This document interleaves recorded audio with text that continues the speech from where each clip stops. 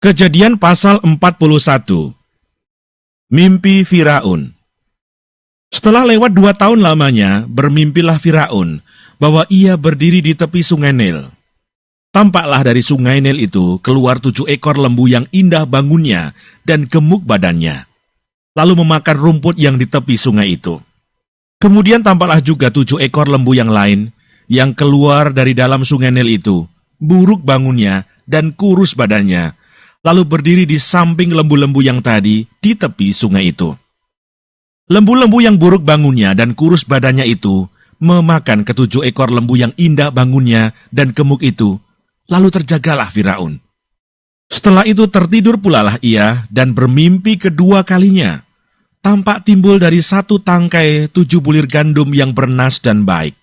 Tetapi kemudian tampaklah juga tumbuh 7 bulir gandum yang kurus dan layu oleh angin timur.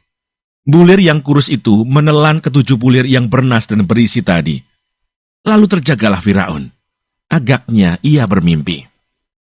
Pada waktu pagi gelisahlah hatinya. Lalu disuruhnyalah memanggil semua ahli dan semua orang berilmu di Mesir. Firaun menceritakan mimpinya kepada mereka, tetapi seorang pun tidak ada yang dapat mengartikannya kepadanya. Lalu berkatalah kepala juru minuman kepada Firaun, "Hari ini aku merasa perlu menyebutkan kesalahanku yang dahulu. Waktu itu tuanku Firaun murka kepada pegawai-pegawainya dan menahan aku dalam rumah pengawal istana beserta dengan kepala juru roti. Pada satu malam juga kami bermimpi, aku dan kepala juru roti itu, masing-masing mempunyai mimpi dengan artinya sendiri. Bersama-sama dengan kami ada di sana seorang muda Ibrani, hamba kepala pengawal istana itu. Kami menceritakan mimpi kami kepadanya, lalu diartikannya kepada kami mimpi kami masing-masing. Dan seperti yang diartikannya itu kepada kami, demikianlah pula terjadi. Aku dikembalikan ke dalam pangkatku, dan kepala juru roti itu digantung." Kemudian Firaun menyuruh memanggil Yusuf. Segeralah ia dikeluarkan dari tutupan. Ia bercukur dan berganti pakaian, lalu pergi menghadap Firaun. Berkatalah Firaun kepada Yusuf, "Aku telah bermimpi, dan seorang pun tidak ada yang dapat mengartikannya. Tetapi telah kudengar tentang engkau. Hanya dengan mendengar mimpi saja, engkau dapat mengartikannya." Yusuf menyaut Firaun, "Bukan sekali-kali aku, melainkan Allah juga yang akan memberitakan kesejahteraan kepada tuanku Firaun." Lalu berkatalah Firaun kepada Yusuf, "Dalam mimpiku itu, aku berdiri di tepi sungai Nil. Lalu tampaklah dari sungai Nil itu keluar 7 ekor lembu yang gemuk badannya dan indah bentuknya dan makan rumput yang di tepi sungai itu.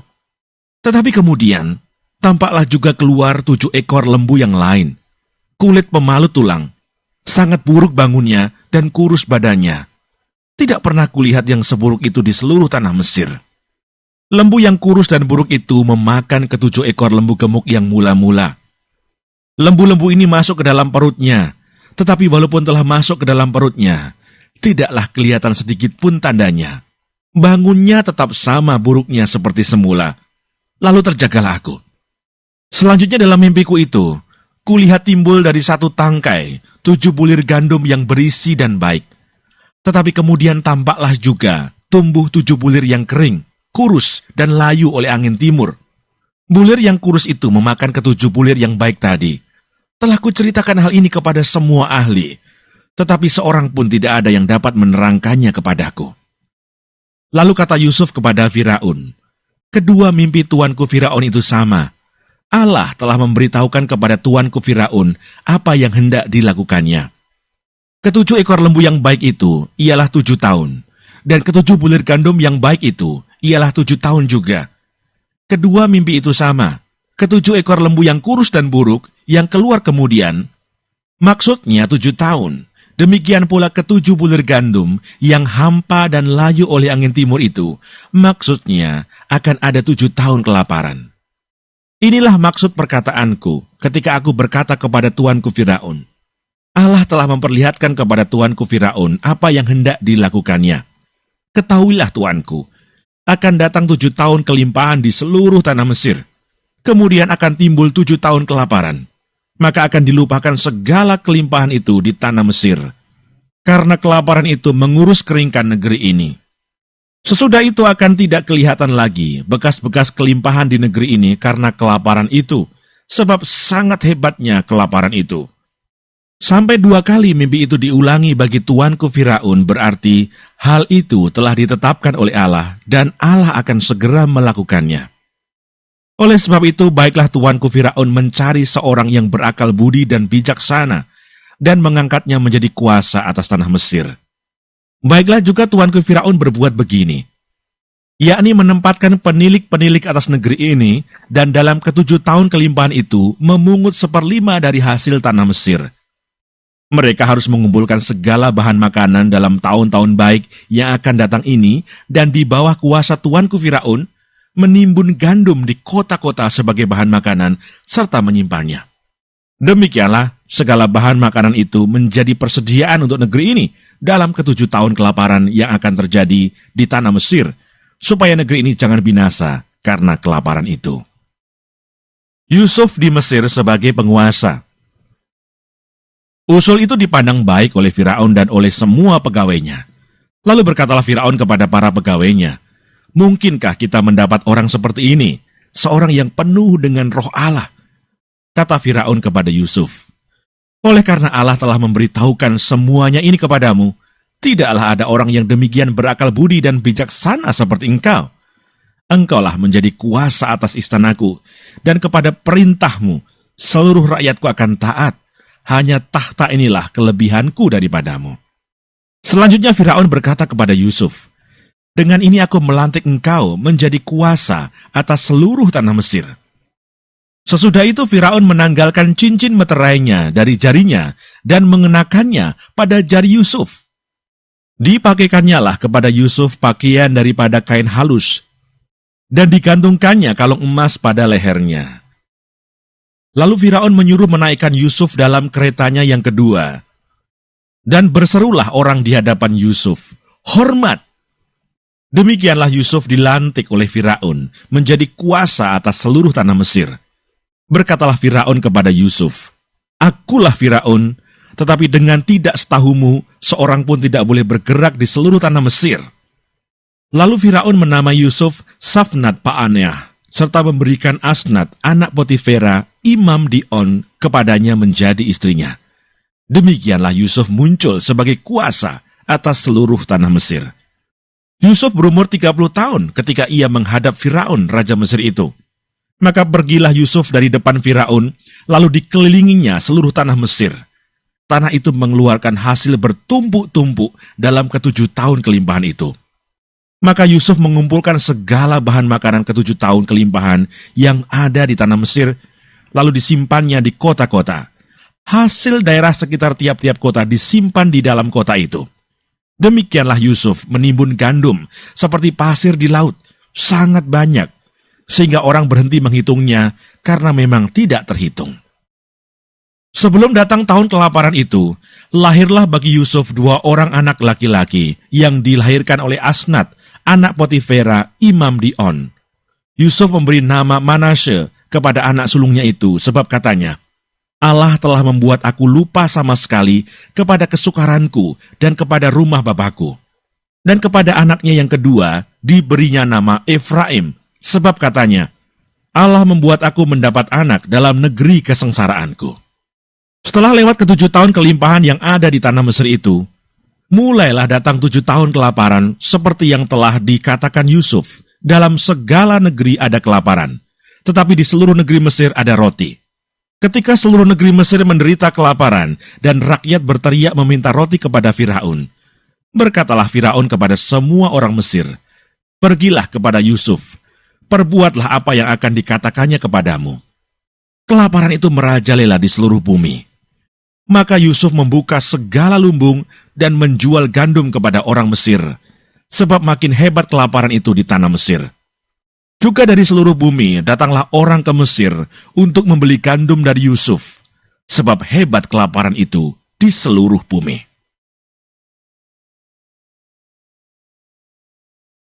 Kejadian pasal 42.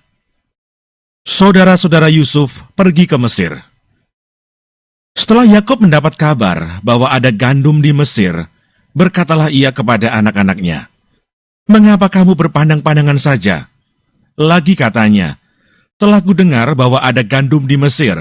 Pergilah ke sana dan belilah gandum di sana untuk kita, supaya kita tetap hidup dan jangan mati." Lalu pergilah 10 orang saudara Yusuf untuk membeli gandum di Mesir. Tetapi Yakub tidak membiarkan Benyamin, adik Yusuf, pergi bersama-sama dengan saudara-saudaranya, sebab pikirnya, jangan-jangan ia ditimpa kecelakaan nanti. Jadi di antara orang yang datang membeli gandum, terdapatlah juga anak-anak Israel, sebab ada kelaparan di tanah Kanaan. Sementara itu Yusuf telah menjadi mangku bumi di negeri itu. Dialah yang menjual gandum kepada seluruh rakyat negeri itu.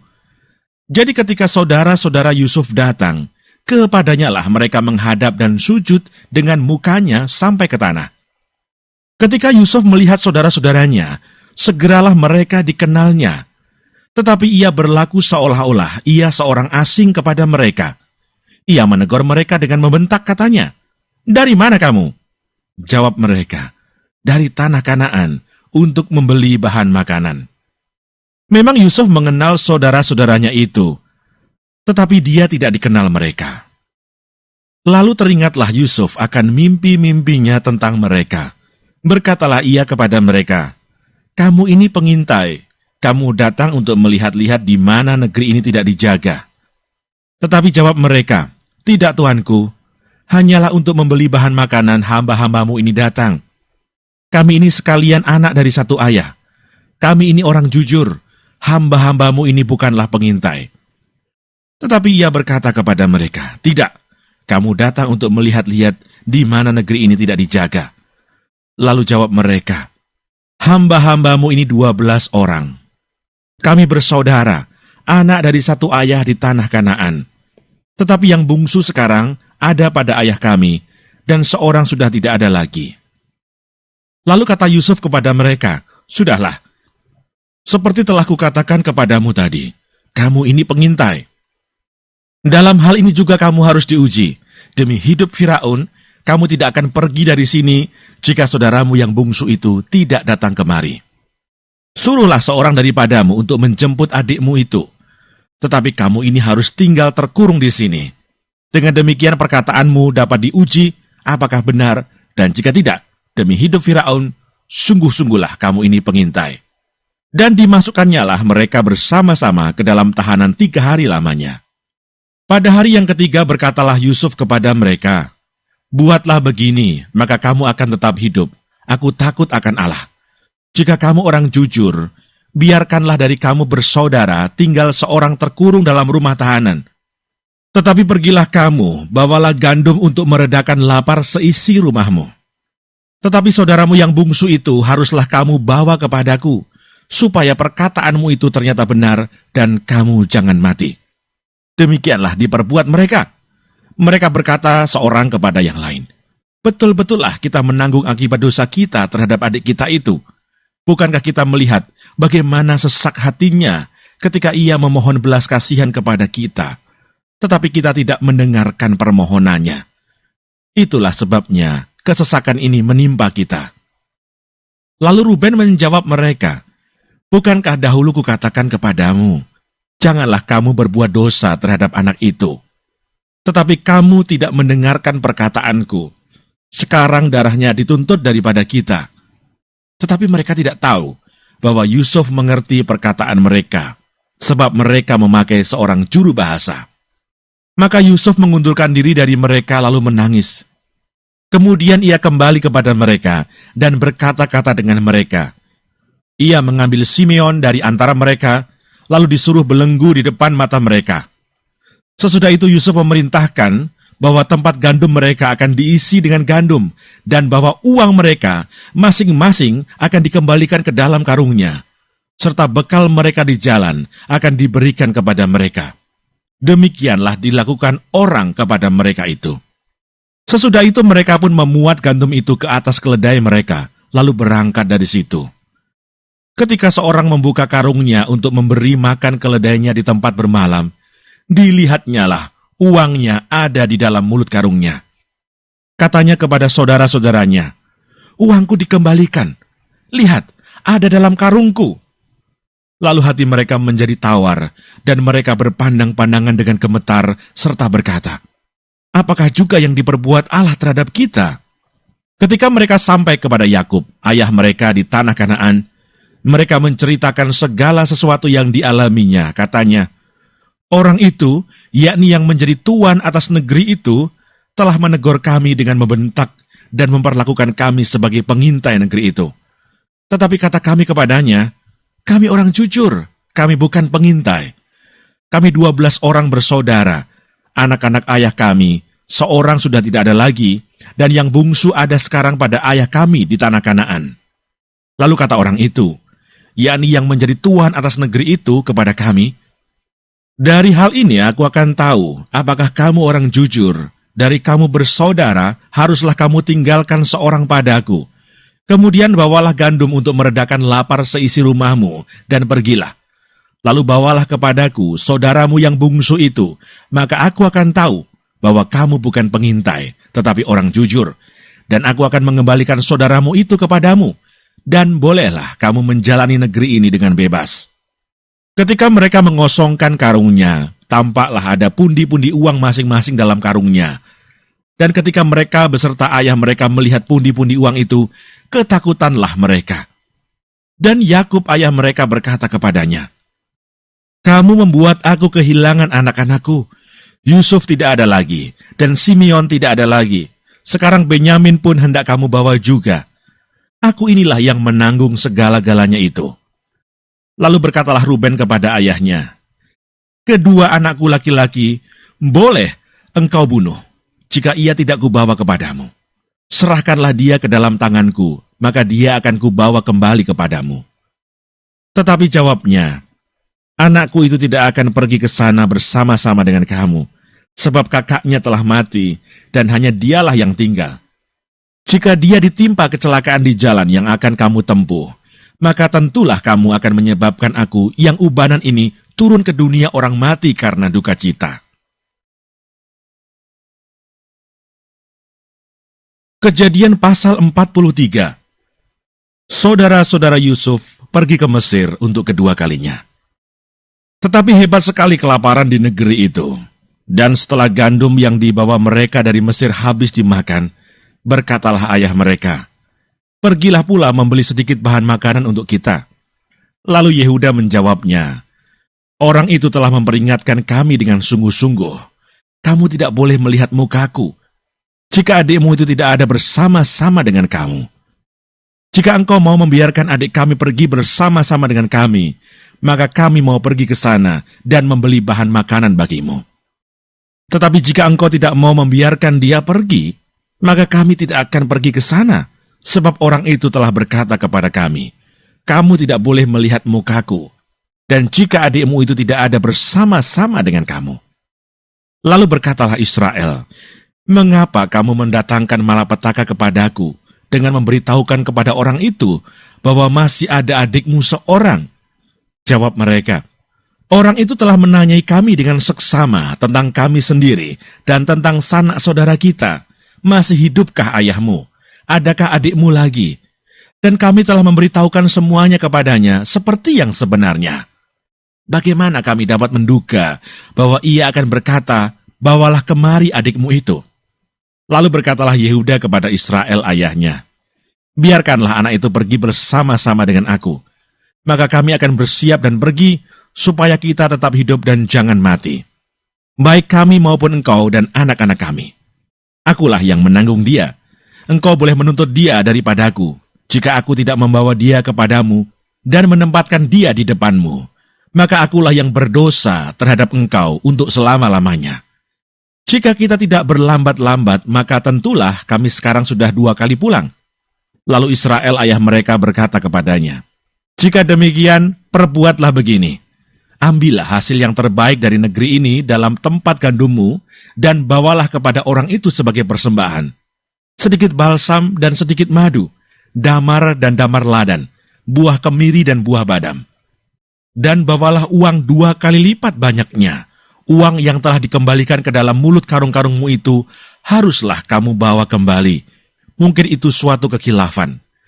Bawalah juga adikmu itu, bersiaplah, dan kembalilah pula kepada orang itu. Allah yang Maha Kuasa kiranya membuat orang itu menaruh belas kasihan kepadamu, supaya ia membiarkan saudaramu yang lain itu beserta Benyamin kembali. Mengenai aku ini, jika terpaksa aku kehilangan anak-anakku, biarlah juga kehilangan. Lalu orang-orang itu mengambil persembahan itu, dan mengambil uang 2 kali lipat banyaknya, beserta Benyamin juga. Mereka bersiap dan pergi ke Mesir. Kemudian berdirilah mereka di depan Yusuf. Ketika Yusuf melihat Benyamin bersama-sama dengan mereka, berkatalah ia kepada kepala rumahnya, "Bawalah orang-orang ini ke dalam rumah, sembelihlah seekor hewan dan siapkanlah itu, sebab orang-orang ini akan makan bersama-sama dengan aku pada tengah hari ini." Orang itu melakukan seperti yang dikatakan Yusuf, dan dibawanyalah orang-orang itu ke dalam rumah Yusuf. Lalu ketakutanlah orang-orang itu, karena mereka dibawa ke dalam rumah Yusuf. Kata mereka, "Yang menjadi sebab kita dibawa ke sini, ialah perkara uang yang dikembalikan ke dalam karung kita pada mulanya itu, supaya kita disergap dan ditangkap, dan supaya kita dijadikan budak dan keledai kita diambil."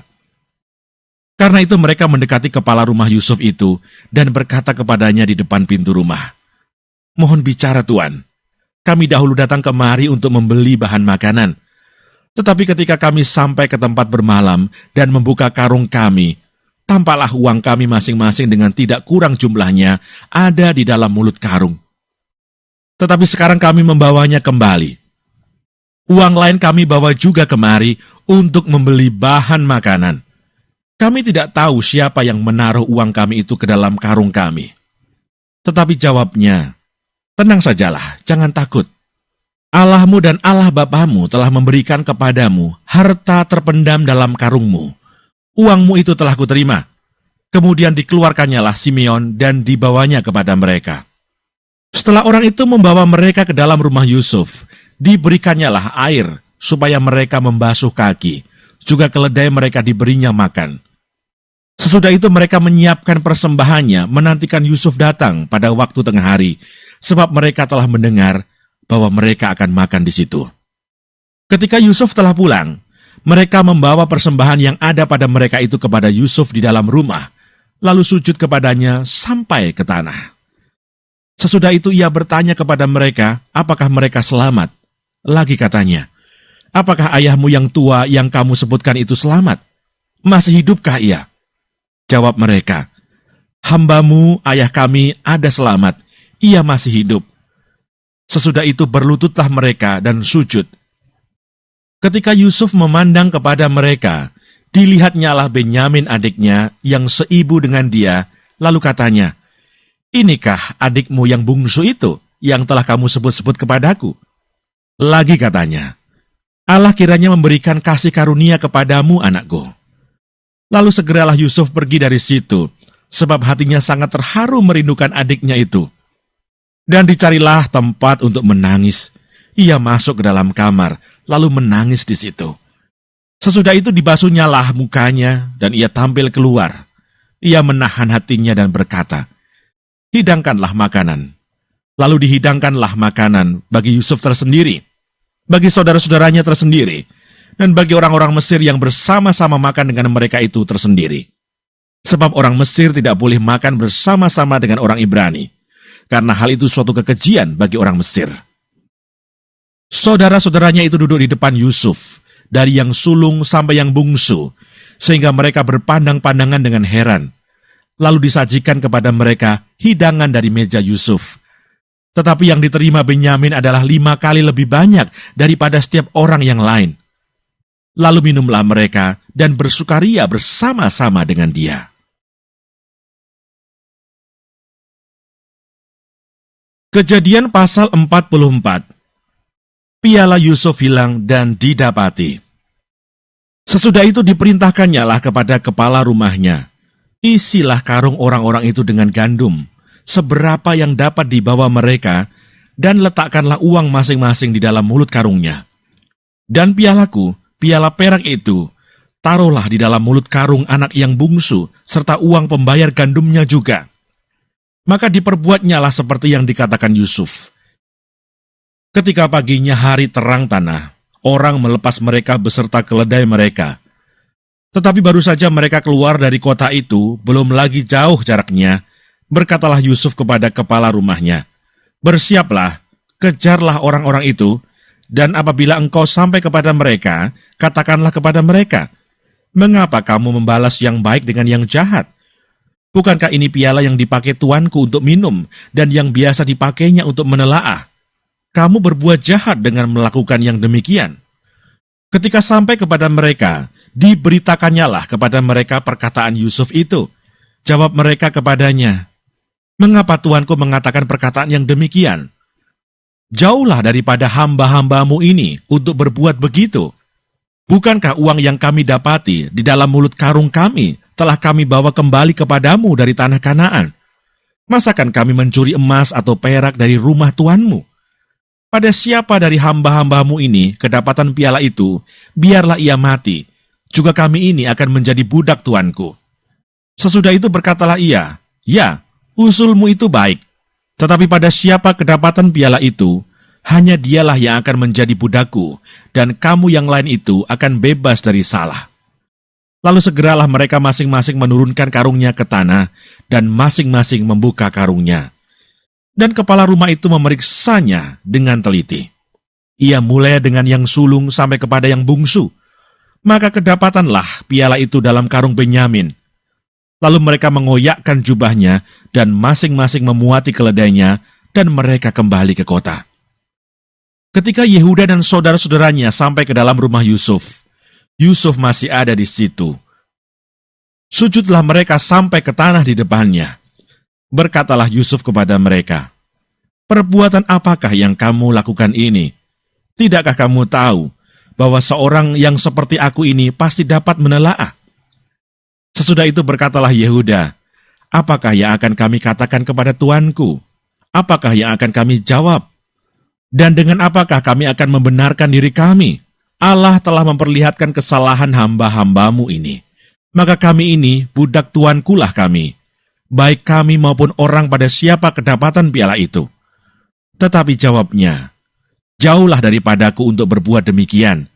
Pada siapa kedapatan piala itu, dialah yang akan menjadi budakku. Tetapi kamu ini, pergilah kembali dengan selamat kepada ayahmu." Yehuda membela Benyamin. Lalu tampillah Yehuda mendekatinya dan berkata, "Mohon bicara tuanku. Izinkanlah kiranya hambamu ini mengucapkan sepatah kata kepada tuanku, dan janganlah kiranya bangkit amarahmu terhadap hambamu ini, sebab tuanku adalah seperti Firaun sendiri. Tuanku telah bertanya kepada hamba-hambanya ini, 'Masih adakah ayah atau saudara kamu?' Dan kami menjawab tuanku, 'Kami masih mempunyai ayah yang tua, dan masih ada anaknya yang muda, yang lahir pada masa tuanya. Kakaknya telah mati, hanya dia sendirilah yang tinggal dari mereka yang seibu, sebab itu ayahnya sangat mengasihi dia.' Lalu tuanku berkata kepada hamba-hambamu ini, 'Bawalah dia kemari kepadaku, supaya mataku memandang dia.' Tetapi jawab kami kepada tuanku, 'Anak itu tidak dapat meninggalkan ayahnya, sebab jika ia meninggalkan ayahnya, tentulah ayah ini mati.' Kemudian tuanku berkata kepada hamba-hambamu ini, 'Jika adikmu yang bungsu itu tidak datang kemari bersama-sama dengan kamu, kamu tidak boleh melihat mukaku lagi.' Setelah kami kembali kepada hambamu, ayahku, maka kami memberitahukan kepadanya perkataan tuanku itu. Kemudian ayah kami berkata, 'Kembalilah kamu membeli sedikit bahan makanan bagi kita.' Tetapi jawab kami tidak dapat pergi ke sana. Jika adik kami yang bungsu bersama-sama dengan kami, barulah kami akan pergi ke sana. Sebab kami tidak boleh melihat muka orang itu apabila adik kami yang bungsu tidak bersama-sama dengan kami."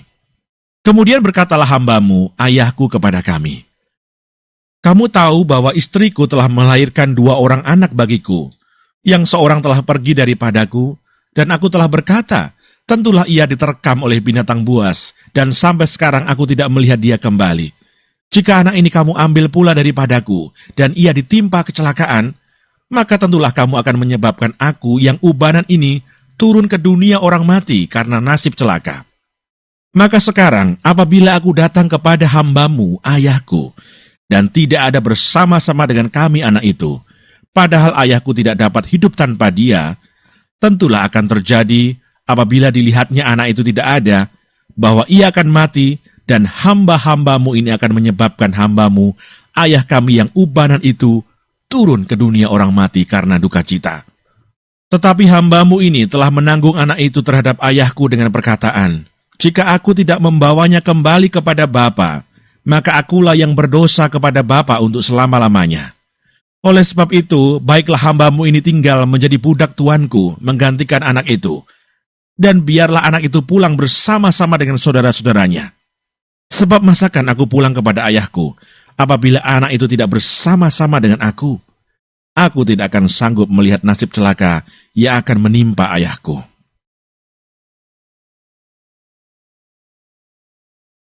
Kejadian pasal 45. Yusuf memperkenalkan dirinya kepada saudara-saudaranya. Ketika itu Yusuf tidak dapat menahan hatinya lagi di depan semua orang yang berdiri di dekatnya. Lalu berserulah ia, suruhlah keluar semua orang dari sini. Maka tidak ada seorang pun yang tinggal di situ bersama-sama Yusuf, ketika ia memperkenalkan dirinya kepada saudara-saudaranya. Setelah itu menangislah ia keras-keras, sehingga kedengaran kepada orang Mesir dan kepada seisi istana Firaun. Dan Yusuf berkata kepada saudara-saudaranya, "Akulah Yusuf, masih hidupkah Bapa?" Tetapi saudara-saudaranya tidak dapat menjawabnya, sebab mereka takut dan gemetar menghadapi dia. Lalu kata Yusuf kepada saudara-saudaranya itu, "Marilah dekat-dekat." Maka mendekatlah mereka, katanya lagi, "Akulah Yusuf, saudaramu yang kamu jual ke Mesir. Tetapi sekarang janganlah bersusah hati, dan janganlah menyesali diri, karena kamu menjual aku ke sini, sebab untuk memelihara kehidupanlah Allah menyuruh aku mendahului kamu. Karena telah 2 tahun ada kelaparan dalam negeri ini, dan selama 5 tahun lagi, orang tidak akan membajak atau menuai. Maka Allah telah menyuruh aku mendahului kamu untuk menjamin kelanjutan keturunanmu di bumi ini dan untuk memelihara hidupmu, sehingga sebagian besar daripadamu tertolong. Jadi bukanlah kamu yang menyuruh aku ke sini, tetapi Allah. Dialah yang telah menempatkan aku sebagai bapa bagi Firaun dan tuan atas seluruh istananya dan sebagai kuasa atas seluruh tanah Mesir. Segeralah kamu kembali kepada Bapa dan katakanlah kepadanya, beginilah kata Yusuf anakmu, Allah telah menempatkan aku sebagai tuan atas seluruh Mesir. Datanglah mendapatkan aku, janganlah tunggu-tunggu. Engkau akan tinggal di tanah Goshen dan akan dekat kepadaku. Engkau serta anak dan cucumu, kambing domba dan lembu sapimu, dan segala milikmu. Di sanalah aku memelihara engkau, sebab kelaparan ini masih ada 5 tahun lagi, supaya engkau jangan jatuh miskin bersama seisi rumahmu, dan semua orang yang ikut serta dengan engkau. Dan kamu telah melihat dengan mata sendiri, dan saudaraku Benyamin juga, bahwa mulutku sendiri mengatakannya kepadamu. Sebab itu ceritakanlah kepada Bapa segala kemuliaanku di negeri Mesir ini, dan segala yang telah kamu lihat. Kemudian segeralah bawa Bapa kemari. Lalu dipeluknyalah leher Benyamin adiknya itu, dan menangislah ia. Dan menangis pula lah Benyamin pada bahu Yusuf. Yusuf mencium semua saudaranya itu dengan mesra, dan ia menangis sambil memeluk mereka. Sesudah itu barulah saudara-saudaranya bercakap-cakap dengan dia. Ketika dalam istana Firaun terdengar kabar bahwa saudara-saudara Yusuf datang, hal itu diterima dengan baik oleh Firaun dan pegawai-pegawainya. Lalu berkatalah Firaun kepada Yusuf, "Katakanlah kepada saudara-saudaramu, buatlah begini, muatilah binatang-binatangmu dan pergilah ke tanah Kanaan. Jemputlah ayahmu dan seisi rumahmu dan datanglah mendapatkan aku. Maka aku akan memberikan kepadamu apa yang paling baik di tanah Mesir, sehingga kamu akan mengecap kesuburan tanah ini." Selanjutnya engkau mendapat perintah mengatakan kepada mereka, buatlah begini, bawalah kereta dari tanah Mesir untuk anak-anakmu dan istri-istrimu.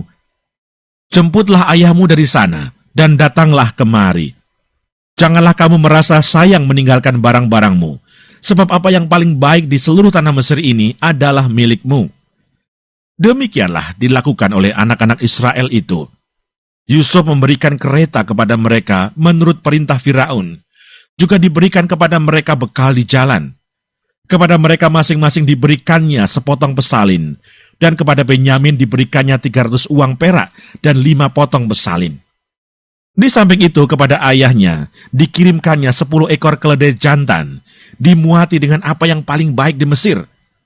Lagi pula 10 ekor keledai betina dimuati dengan gandum dan roti dan makanan untuk ayahnya dalam perjalanan. Kemudian ia melepas saudara-saudaranya serta berkata kepada mereka, "Janganlah berbantah-bantah di jalan." Demikianlah mereka pergi dari tanah Mesir dan sampai di tanah Kanaan kepada Yakub ayah mereka. Mereka menceritakan kepadanya, "Yusuf masih hidup, bahkan dialah yang menjadi kuasa atas seluruh tanah Mesir." Tetapi hati Yakub tetap dingin, sebab ia tidak dapat mempercayai mereka. Tetapi ketika mereka menyampaikan kepadanya segala perkataan yang diucapkan Yusuf, dan ketika dilihatnya kereta yang dikirim oleh Yusuf untuk menjemputnya, maka bangkitlah kembali semangat Yakub ayah mereka itu. Kata Yakub, "Cukuplah itu, anakku Yusuf masih hidup. Aku mau pergi melihatnya sebelum aku mati."